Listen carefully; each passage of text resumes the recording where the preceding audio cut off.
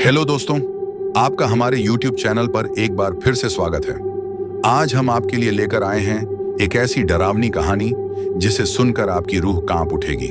तो बैठ जाइए, लाइट्स ऑफ कर लीजिए और तैयार हो जाइए डर का एहसास करने के लिए। आज की कहानी है अजय नाम के एक लड़के की, जिसने अपनी जिंदगी में एक ऐसा भयानक मंजर देखा जिसे सुनकर आप भी रात में अकेले बाहर जाने से डरेंगे। तो चलिए शुरू करते हैं आज की खौफनाक कहानी।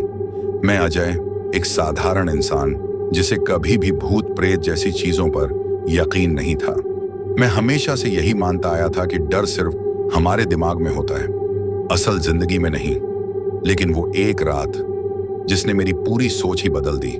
आज भी जब मैं उन लम्हों को याद करता हूँ, मेरी रूह तक कांप उठती है। वो कोई साधारण रात नहीं थी, वो रात कयामत से कम नहीं थी। मैं एक साधारण गांव में रहता था।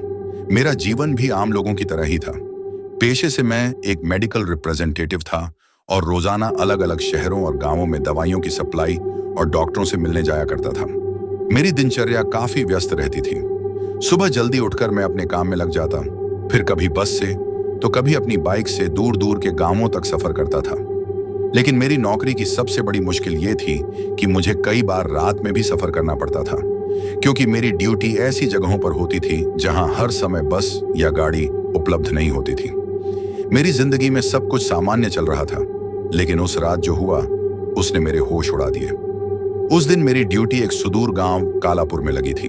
यह गांव बहुत ही सुनसान इलाके में था और यहां तक पहुंचने के लिए एक घने जंगल से होकर गुजरना पड़ता था। शाम होते होते मेरा काम खत्म हो गया, लेकिन गांव के एक बुजुर्ग ने मुझे चेतावनी दी, बेटा, रात होने से पहले ही गांव से निकल जाना, यहाँ रास्ता अच्छा नहीं है। बहुतों ने यहाँ कुछ अजीब देखा है। मैं हंस दिया और कहा, बाबा, मैं रोज ऐसे रास्तों पर सफर करता हूँ, ये सब अंधविश्वास है। बाबा ने मेरी ओर अजीब नजरों से देखा, मानो कुछ कहना चाहते हूँ, लेकिन मैं उनकी बातों को हल्के में लेकर अपनी बाइक स्टार्ट कर चुका था। रात के करीब 12 बजे मैं गांव से निकल पड़ा। मुझे शहर वापस जाने के लिए शमशान घाट के पास से होकर गुजरना पड़ता था, जहां अक्सर भूत प्रेत देखे जाने की अफवाहें सुनने को मिलती थीं। चारों ओर घना अंधेरा था।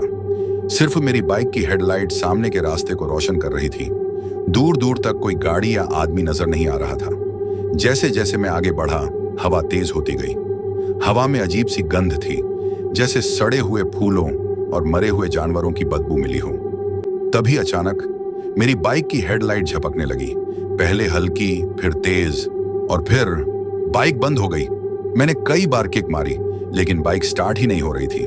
मेरे माथे पर पसीना आ गया। सड़क के दोनों तरफ ऊंचे ऊंचे पेड़ थे, जिनकी शाखाएं अंधेरे में किसी डरावने साए की तरह झूल रही थीं। और फिर मुझे वो दिखी।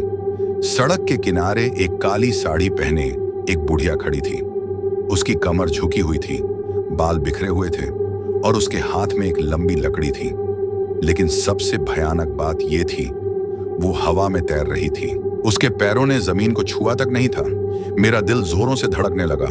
बुढ़िया ने धीरे धीरे अपना सिर ऊपर उठाया और उसकी वे आंखें गहरे काले गड्ढों जैसी थीं। उनमें कोई सफेदी नहीं थी, सिर्फ घना अंधकार था। और फिर उसने अपनी कटी फटी मुस्कान के साथ कहा, तू कहाँ जा रहा है रे? उसकी आवाज इतनी ठंडी थी कि मेरी रीढ़ में झुरझुरी दौड़ गई।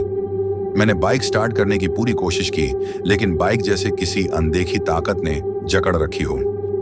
तभी अचानक बुढ़िया मेरी बाइक के पीछे बैठ गई। मेरी सांसें अटक गईं। चल, मुझे मेरे गांव छोड़ा। उसकी आवाज सीधे मेरे कानों में गूंज रही थी, लेकिन मैं कांपते हुए चुपचाप बैठा रहा। तभी अचानक उसने अपनी हड्डियों जैसी उंगलियां मेरे कंधे पर रख दी। मुझे लगा जैसे किसी ने जलती हुई बर्फ का टुकड़ा मेरी चमड़ी पर रख दिया हो। अब मुझे समझ में आ चुका था, ये कोई साधारण औरत नहीं थी, ये कोई आत्मा थी।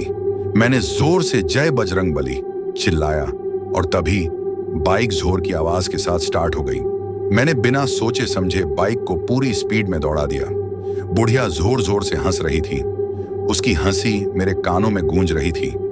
हा हा हा हा हा हा, तू बच नहीं सकता, मैं फिर आऊंगी, हा हा हा हा।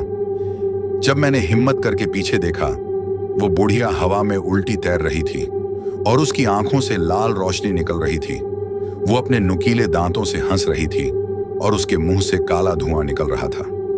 मैं पूरी जान से बाइक दौड़ाने लगा और जैसे ही गांव के पहले घर की लाइट दिखी, सभी आवाजें बंद हो गईं। मैंने बाइक रोकी और हांफते हुए पीछे देखा। वहां कोई नहीं था। घर पहुंचने के बाद मैंने अपने कंधे पर हाथ रखा। वहां 3 गहरे नाखूनों के निशान थे। आज भी जब मैं अकेला होता हूं तो मुझे वो खौफनाक आवाज सुनाई देती है। मैं फिर आऊंगी। अब सवाल ये है, क्या अगली बार तुम रात में अकेले उस रास्ते से जाने की हिम्मत करोगे? तो दोस्तों, आपको आज की यह कहानी कैसी लगी? अपनी राय हमें कमेंट में जरूर बताएं। अगर आपको यह कहानी पसंद आई हो तो वीडियो को लाइक और शेयर करना बिल्कुल ना भूलें। और हाँ, ऐसी ही और भी खौफनाक और रहस्यमयी कहानियों के लिए हमारे चैनल को सब्सक्राइब कर लें। हम फिर मिलेंगे एक नई डरावनी और रोमांचक कहानी के साथ। तब तक अपने दिल को थामे रहिए, क्योंकि डर अभी बाकी है मेरे दोस्त।